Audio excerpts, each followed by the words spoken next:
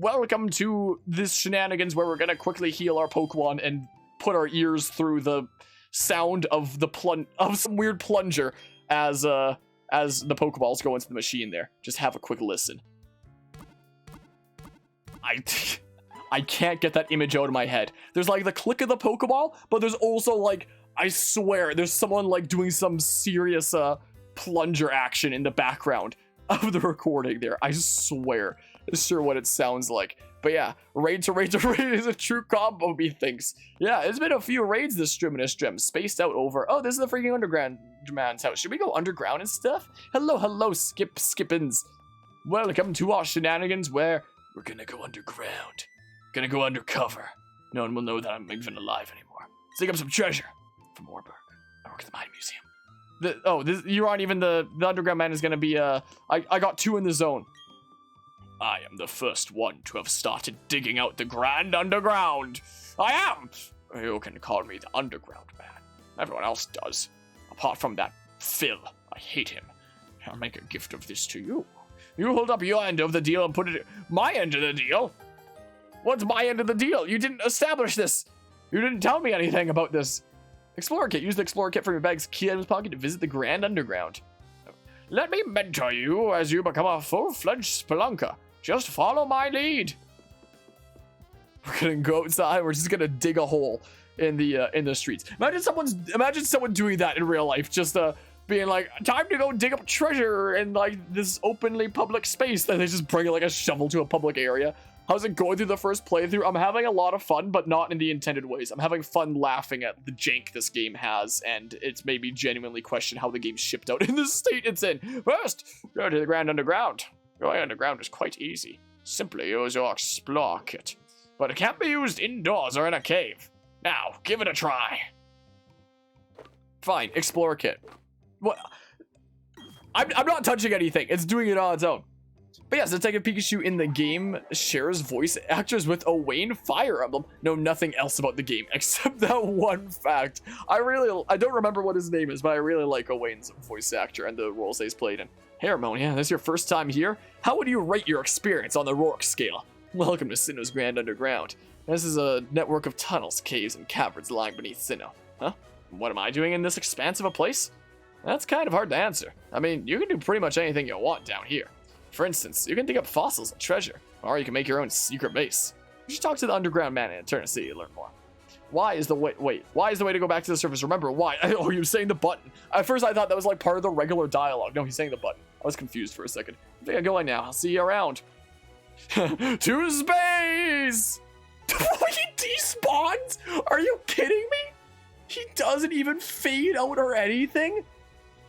He just despawns. How did the game ship like this? How? Like, I think in the original games they'd like spin and go up, right? That's what I was expecting. I was about to make a joke of him like going to his planet as he went up, but he didn't even.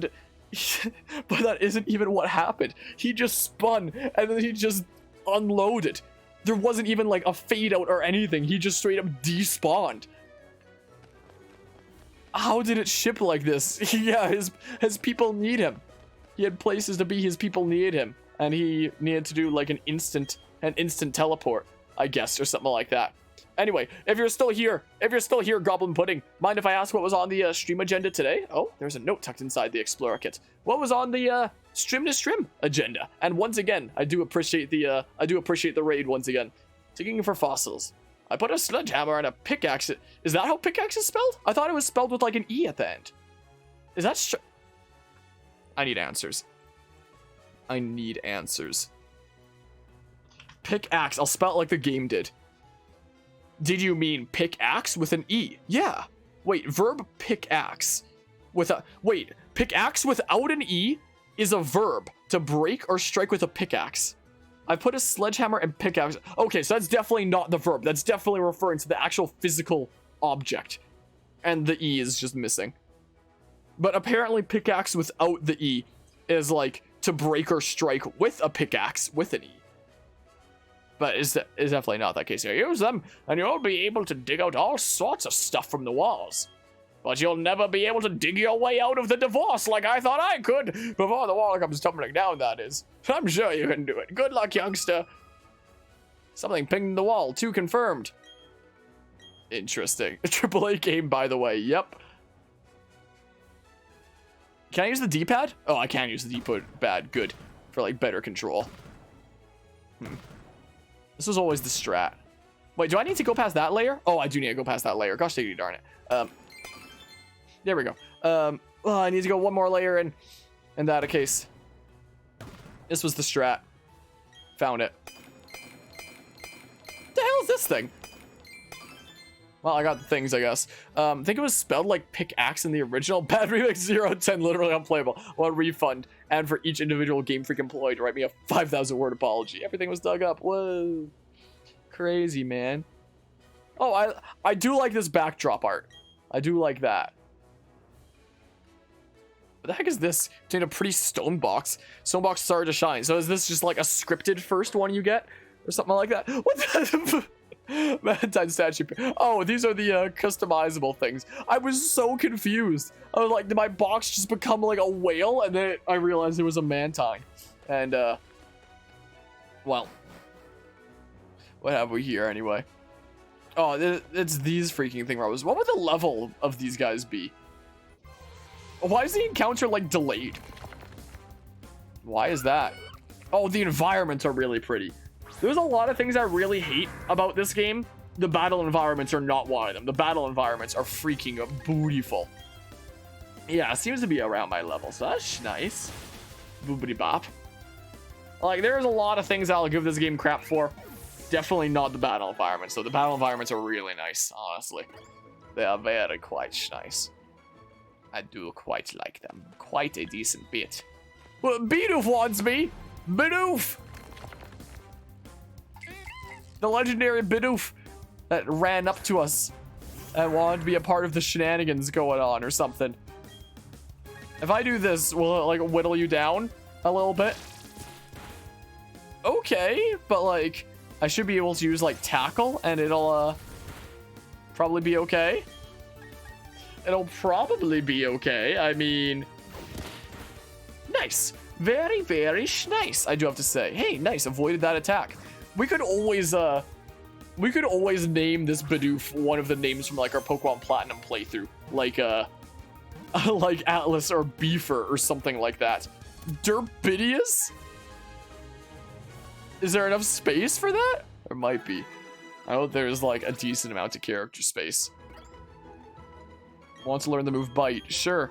I hate how I have to press A like one extra time to get rid of that dialogue at the bottom for like, it's like the move that will be replaced.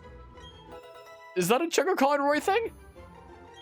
Because I don't really want to be referencing content creators that I don't like, that I'm not familiar with myself. Like if I've like really watched a lot of a certain content creator myself and I'm like really into their stuff, then I'd gladly reference their thing. But if it's a reference to like another creator where I like literally am not even familiar with said reference, then might not be the way to go. Name is Bidoof that in his platinum run, huh? Well, I'm gonna name my Bidoof one of the many names we gave to our Bidoofs in our platinum runs. Actually, this might have been the name for one of our bee barrels now that I think about it. But Beefer. Beefer. The beefest of the beavers. Beefer. But I haven't watched him yet. He's one of the OG Let's Players. I didn't watch a lot. I watched like some of the OG Minecraft Let's Players back in like from like 2010 to 2013-ish. But I was never really all that big into like really big popular playthrough content for like other games. It was just Minecraft. That was basically it. Because I would just pretty much like play the games myself without really being all that curious about like other people's takes on them, you know. Is what the case was a lot of the time. And like nowadays the only other like playthroughs that I watch is like the playthroughs of my fellow small content creators to like see how things wound up for them, you know, is basically what it's like. Right, for the amount of ROM hacks that this game is going to make since made in the Unity engine, it is. It'll be interesting to see how that all turns out. Well, said there was like 4 in here. is what it said. It doesn't lie. There must be things after all. Wait. Really? I should have checked the center area then, right? Or something. Wow, that sucked. But yeah, from what the leaker said, this game will be giving off a GPA ROM hacking scale of ROM hacks. Really? There's like maybe a lot of people making like their own custom fan games using this engine and like this game as a basis then. Kind of like the Game Boy Advance scene. Huh.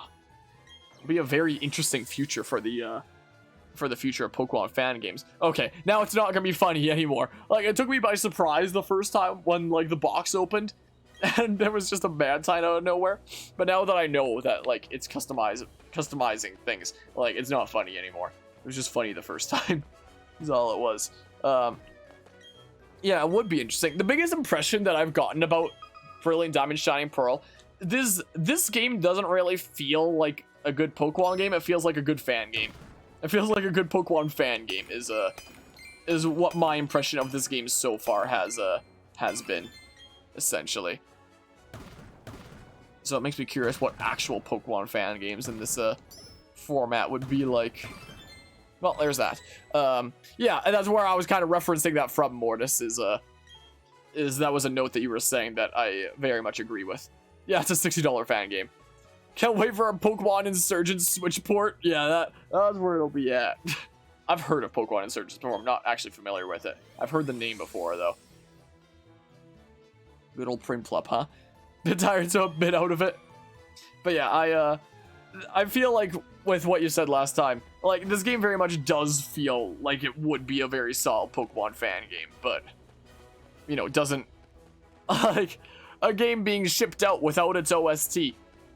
Stuff like that is not the kind of thing that I would have ever seen coming for Pokemon, you know. So how do you even set up a secret base anyway? My goodness, this is an interesting way that all this is set up and whatnot. Huh?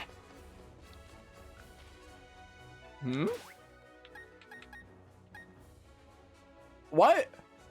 How do you leave? Do you have to use the Explorer Kit in the menu? I swear, in the original game, you would open your menu and like one of the options would just like change to leave. What? Do you have to like? I assume you need to use the Explorer Kit again. Oh yeah, it was Y. I forgot. I'm dumb. It'd be nice if there was like a UI on it somewhere that reminded me of that as well. But well, there's a thingamabob. Oop. Oh. There's a ghost type thingamabob, I suppose. This is what that is. But yeah, I have to keep doing the tutorials until you get the secret base tutorial. I'm not doing tutorials right now, am I? Okay, I'm just screwing around here. This doesn't feel like tutorial anymore. I mean, keep doing tutorials until you get the secret base tutorial. What you mean? Because it doesn't feel like I'm doing tutorial right now. It feels like I'm just screwing around on my own without anyone deciding anything for me, you know? Yeah, I know Rourke said it, but like, I need reminders of things. I really like it when like certain games will have like some of the Assassin's Creed games we've played on this channel will have like the 4 face buttons in like the top right and say what they do at like all times. Or if you start holding like a button for like lock on or something like that, or like the running button, it'll change the things in the top right to like the new things that they do. Kind of makes me like those kinds of formats where there's like way up in the upper corner or something like that. There's just like buttons and things they do and whatnot.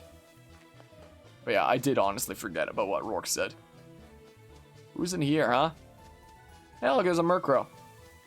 Isn't that crazy? Ah, I've got allergies to Murkrow. I've got wicked allergies. It's a Combee. As a Combee, there's a good old Scyther, as some people like to say it, and I say as a joke. Scyther. What if we just went through this whole playthrough, like, butchering as many names to, like, the highest degree as we possibly could? I feel like more people would get mad at me for that than, like... What the hell? What the... What?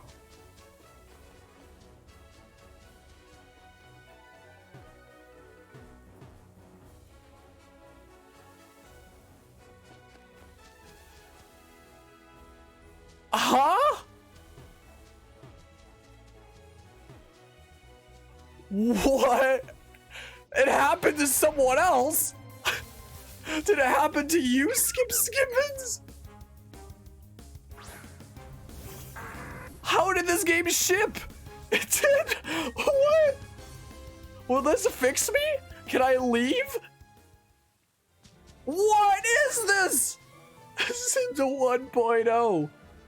What? Wingardium Leviosa. It's not Leviosa, it's Leviosa. I can't leave. I could probably press Y and still screw the floor. We can fly. Just follow your shadow.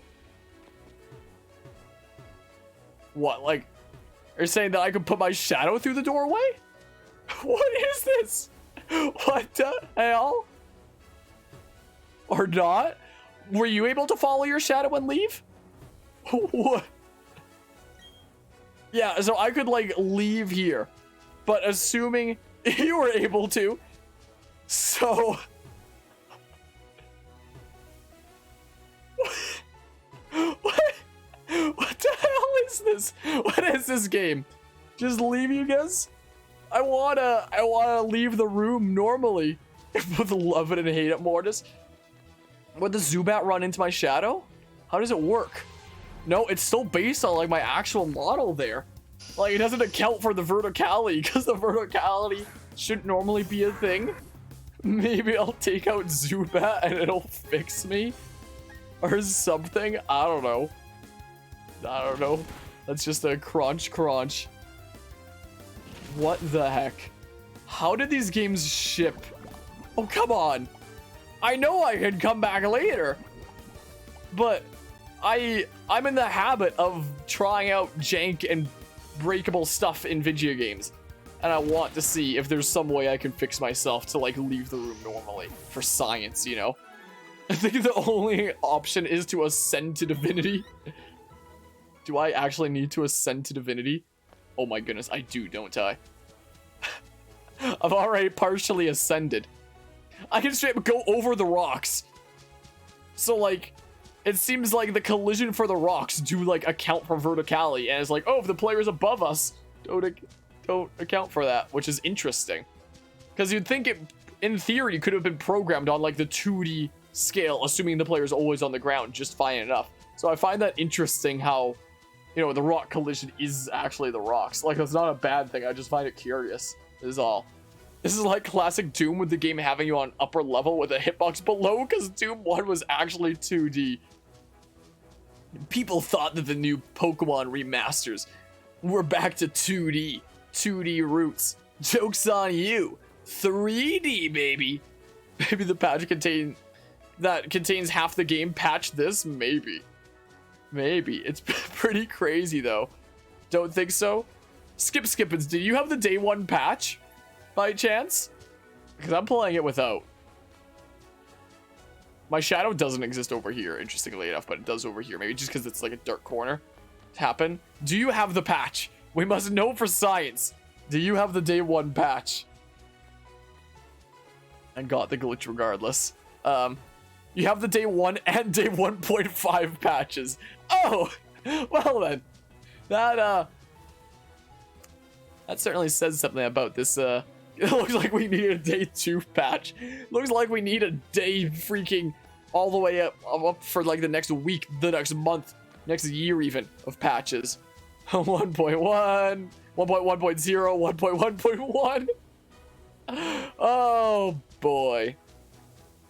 So, all you Pokemon haters out there thought that Brilliant Diamond and Shining Pearl was going back to the 2D roots of the original games rather than like the 3D style of the newer Pokemon games? Joke's on you! This game is in 3D as well. You just need to be a high skill enough gamer to be able to do it. What am I saying anymore? Oh my good gracious. I definitely feel like this game was rushed out for the holiday season. I definitely feel that. Like, when it comes to like the Switch era Pokemon games, Let's Go was something very different but fun. Like, I enjoyed my time with Let's Go. It was a good game by all respects, but it was something like very different, a very different experience.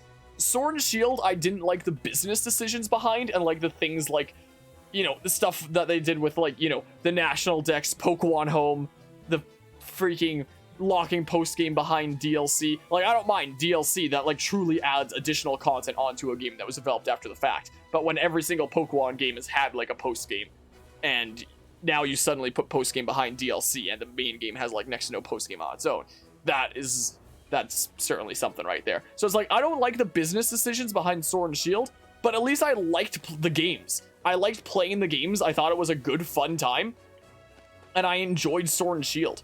Like, at least it was, you know, even if it had, like, shitty business decisions behind it, it was a fun game still. It was still a fun game. This game, though, is, like, just shittily programmed. Well, not necessarily that. It just feels like it didn't have the time that it needed to, like, be done. Like, this is a cake that was not done baking in the oven, is what this is like. Like,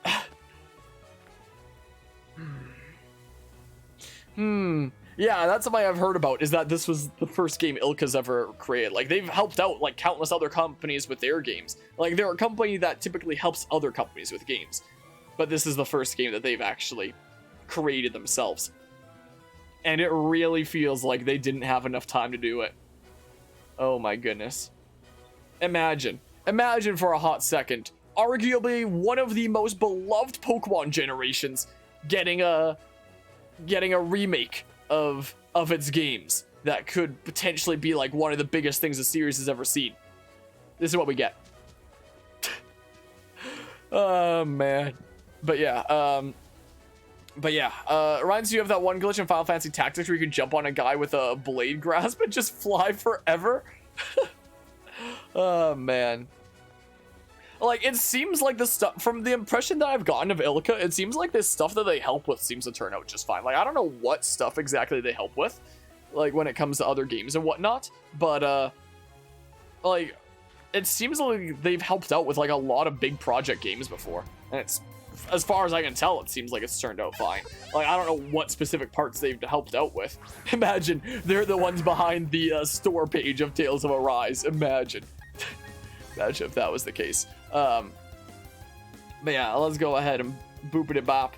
Like, this definitely needed some more time. I feel like one of the biggest issues with Pokemon in general is just like like I mentioned it during the last stream, just this need to like get the games out there so regularly so that they can base all their other stuff about the IP around it, like the merchandise, the anime, the TCG, all this stuff. So they keep on having this you know, need to get games out there in like such a regular manner so that, you know, the IP as a whole can keep on like pumping stuff out across all these different facets. And, you know, getting games out on this regular basis was way more feasible on like 2D and handheld and stuff like that. But nowadays in like the 3D space, it's certainly showing. I would love to see Pokemon handed off to like some developers that haven't tried it before, who be like passionate about doing it, who have like experience making games. Like the freaking spin-offs that Bandai Namco has made has been like really cool, for example. Or like freaking the people that are super passionate out there making Pokemon fan games. Give them a job and have them, I don't know, make like an Octopath Traveler style Pokemon remaster or something like that. That'd be really cool. Like, or there was the case with like Mercury Steam with Metroid Samus Returns and Metroid Dread, where they approached Nintendo and were like, hey, can we make a Metroid Fusion remake? Here's our pitch. And Nintendo was like, no, we don't want you to make a Metroid Fusion remake, but we'd be down to let you make a Samus Returns remake and then let Mercury Steam make their next 2D Metroid title as well with Metroid Dread. Like, why can't there be more situations like that, like happened with Metroid with Mercury Steam, of entrusting the IP with a new passionate developer who hasn't tried it before? And you could argue that's what's happening here since this was developed by ILCA and whatnot, but I don't know. I have a feeling, like, I can't know this for sure. This is just theorizing on my part, but I feel like the motivation behind getting ILCA to do this wasn't necessarily giving it to a team who's gonna be really great at doing this and is gonna have like a lot of passion for making like a really, really fleshed out great game. it was probably just like, who can conveniently make like a quick scale up while we work on Legends Arceus over here, you know?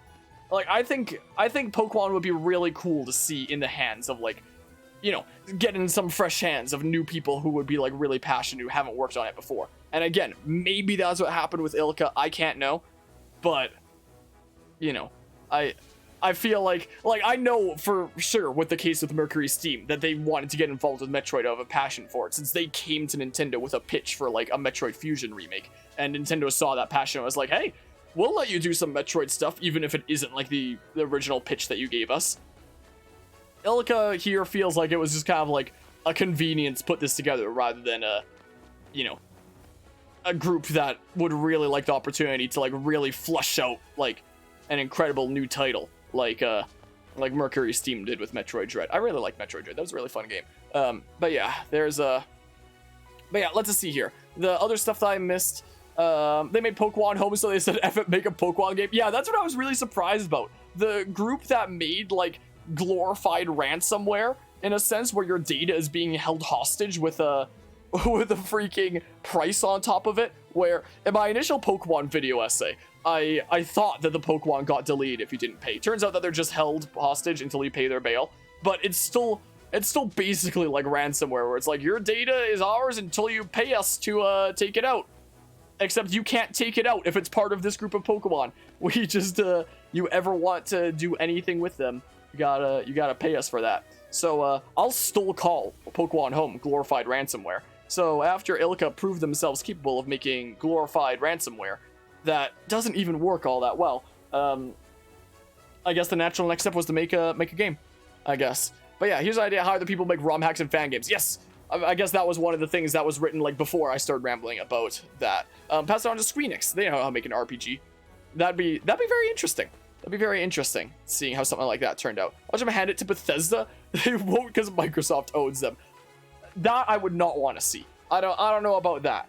I don't think I'd be down to see Pokemon in like some other hands, but Bethesda is not one of them. I don't think. I think that'd be a hard pass for that. Like, I feel like to get games out as regularly as they do in this kind of brand, it would be feasible if they took it as an approach like a company like Ubisoft that has like, you know, studios all around the world, that has like all kinds of different studios where this studio is working on this game, this studio is working on this game, this studio is working on this game, and instead of, you know, or, you know, even hand it off to like some other developers who'd like to work on it that might be based in some different places. Like, for example, one of the games that we covered Luigi's Mansion 2 recently on the channel. When we covered Luigi's Mansion 3, I don't remember what the case was for 2, but I know for sure that 3 was developed in Canada, in BC, I'm fairly certain. I think that was the case for 2. I think it was the same group. I don't recall, so don't quote me on this.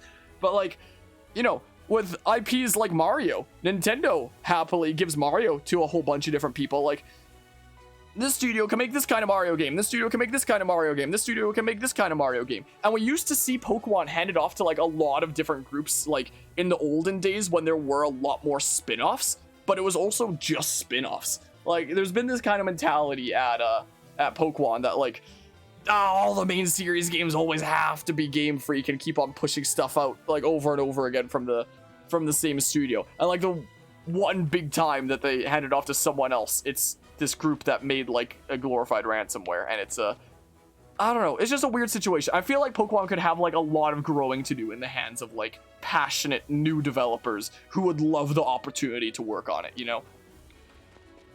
And there are lots of people out there that would absolutely adore that opportunity. That's the reason why there's as many ROM hacks and fan games as there are, because it's something that people adore and would absolutely love to be able to, you know, be able to craft in their own unique ways. Like, there is absolutely like a field for potential developers for that kind of thing. But I don't know, they're just overprotective with their IP is what I feel. And well, this is yeah, it might be time we leave the caves. I just went on my ramble for a little bit. Let me catch up on the other stuff here. Let's just see here. But yeah, Bethesda Pokemon will only be slightly more glitchy than this. At least there'll be a lot of detail in the world. I do like the detail in the battle environments in this world. I'll definitely give it that. I don't like some of the 2D adopted aspects of like same tree freaking 3D model in like a perfect grid all over the place, just adopted from like the original game.